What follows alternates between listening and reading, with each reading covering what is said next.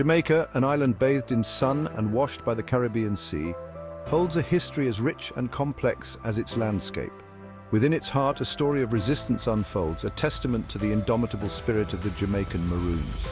These were not merely escaped slaves, they were warriors, strategists, and builders of nations. For over a century, they fought for their freedom, carving out autonomous communities deep within the island's rugged interior. The Maroon story is one of courage, resilience, and the enduring power of the human spirit. Jamaica's geography played a pivotal role in the Maroons' fight for freedom. The island, though small, boasts a diverse and dramatic landscape. Towering mountains cloaked in dense forests rise sharply from the coastal plains, creating a natural fortress that provided refuge for those seeking to escape the chains of slavery. The island's interior, known as the Cockpit Country due to its rugged terrain, became a sanctuary for the Maroons. Its dense vegetation, steep slopes, and labyrinthine network of caves and sinkholes provided natural defenses against pursuing British soldiers. This unforgiving landscape, inhospitable to outsiders, was the Maroons' greatest ally.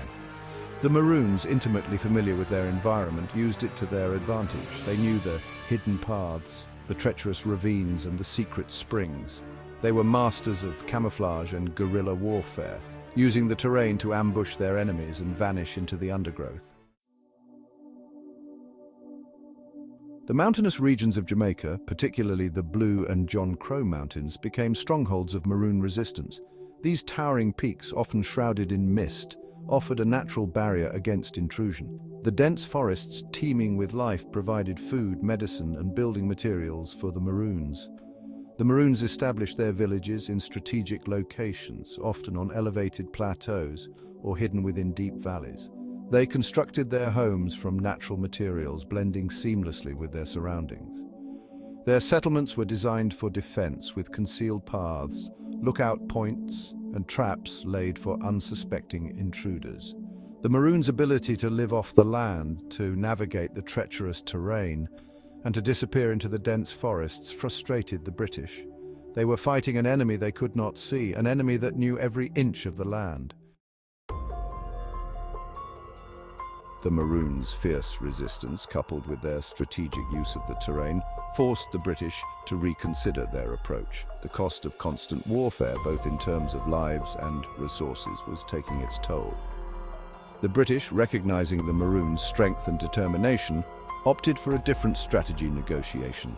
Between 1738 and 1739, the British signed treaties with the two largest Maroon groups, the Windward Maroons, led by Nanny, and the Leeward Maroons, led by Cudjoe. These treaties, though controversial, acknowledged the Maroons' independence and granted them control over their territories. The treaties were a testament to the Maroons' successful resistance. They had forced a powerful empire to recognize their sovereignty, a remarkable feat for a group born out of slavery. However, the peace was an uneasy one, marked by suspicion and occasional outbreaks of violence. No account of the Jamaican Maroons would be complete without mentioning Nanny, the legendary queen of the Windward Maroons. A powerful spiritual leader and a skilled strategist, Nanny is revered as a national heroine in Jamaica. Her courage, wisdom, and unwavering commitment to freedom inspired generations of Maroons and continue to resonate today. Nanny's early life remains shrouded in mystery, but her impact on Maroon resistance is undeniable. She is credited with uniting the Windward Maroons, bolstering their defenses and leading them to numerous victories against the British. Her knowledge of herbal medicine and her spiritual guidance were essential to the Maroons' survival. Nanny's legacy extends beyond her military prowess. She's remembered for her leadership, her spiritual guidance, and her unwavering commitment to preserving African traditions.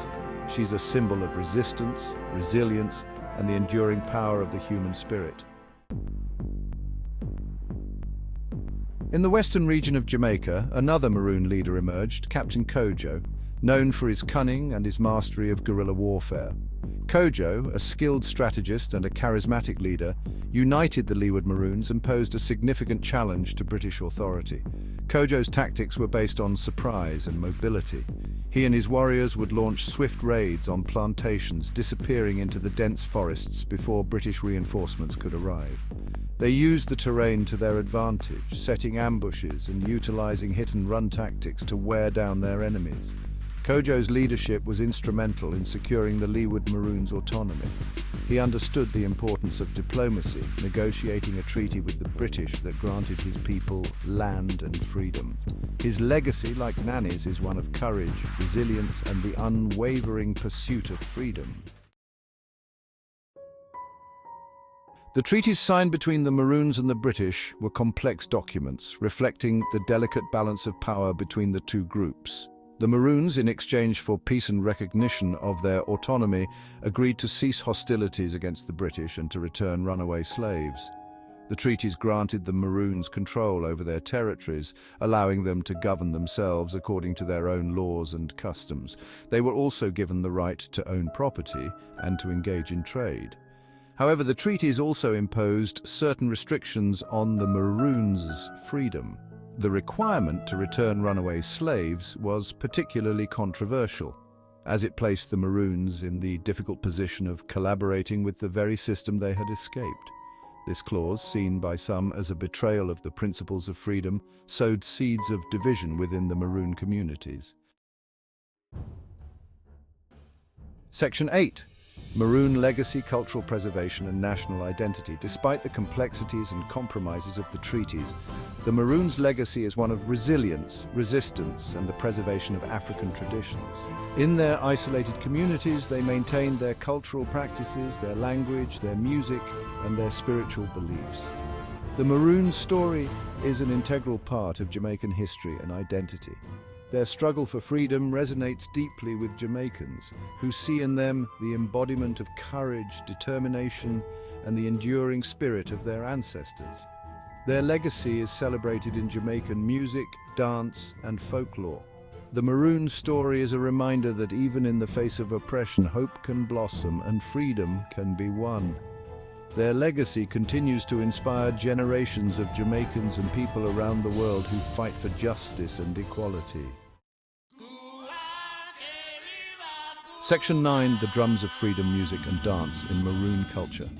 Music and dance played a vital role in Maroon culture, serving as a means of communication, celebration and spiritual expression. The rhythms of Africa, carried across the Atlantic by enslaved Africans, found new life in the mountains and forests of Jamaica.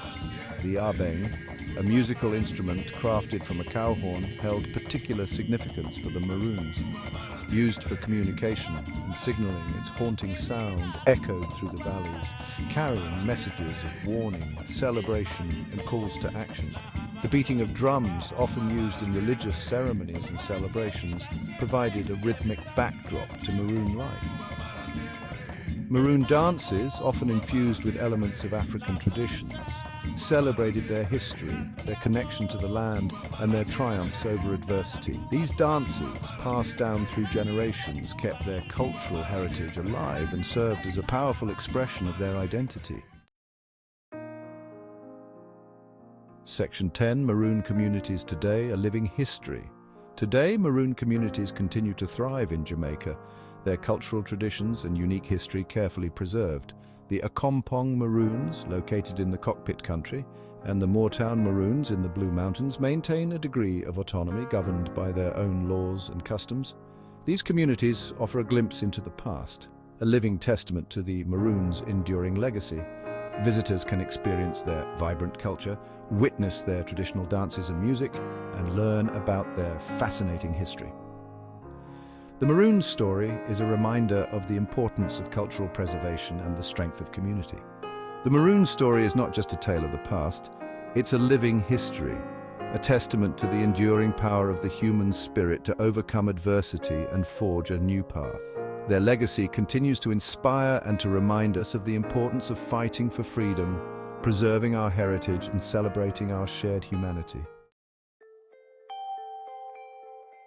The enduring spirit of the Jamaican Maroons. The story of the Jamaican Maroons is a testament to the indomitable spirit of those who fought for freedom. Against all odds, they escaped slavery, carved out a life in the island's rugged interior, and forced a powerful empire to recognize their autonomy. Their legacy is one of courage, resilience, and the enduring power of the human spirit. They remind us that even in the darkest times, hope can blossom and freedom can be won.